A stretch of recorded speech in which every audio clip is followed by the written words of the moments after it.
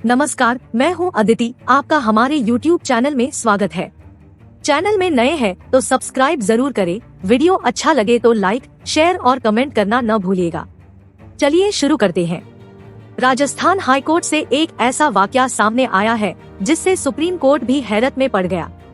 एक जस्टिस ने आरोपी को राहत नहीं दी तो दूसरे से राहत पाने के लिए आरोपी ने एक नायाब तरीका अपनाया। टॉप कोर्ट के सामने ये केस आया तो जस्टिसेज ने भी अपना सिर पकड़ लिया। उनका कहना था कि कानूनी सिस्टम का ऐसा माहौल पहले कभी देखने को नहीं मिला। ये मामला न्याय प्रणाली पर एक बदनुमा दाग की तरह से है। हैरतअंगेज करने वाला मामला तब शुरू हुआ जब एक शख्स के खिलाफ 6 केस दर्ज कराए गए। कुछ दिन बाद उसके खिलाफ 2 और केस भी दर्ज कराए गए।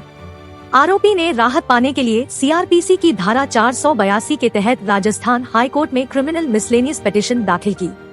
सिंगल जज की बेंच के सामने ये रिट लगी तो उन्होंने इसे पहली नजर में देखते ही खारिज कर दिया। उनका आदेश था कि राहत नहीं दे सकते। सिंगल जज के आदेश के बाद गोरख धंधा शुरू हुआ। आरोपी ने 5 मई 2023 को हाईकोर्ट में ही एक सिविल रिट पिटीशन दाखिल की। उसकी दरख्वास्त थी कि 8 केस एक साथ मिलाकर अरेस्ट से राहत दी जाए। आरोपी ने इस बात का खास ख्याल रखा कि उसकी रिट पहले वाले जस्टिस के पास न जाए। उसने रोस्टर की पड़ताल के बाद ही रिट लगाई। हाईकोर्ट के दूसरे जस्टिस ने उसकी सिविल रिट पिटीशन को सुना और दरख्वास्त मान ली। खास बात है कि सिविल रिट में शिकायतकर्ता का कोई जिक्र नहीं किया गया था, जिससे कोई अंडा न लगा सके।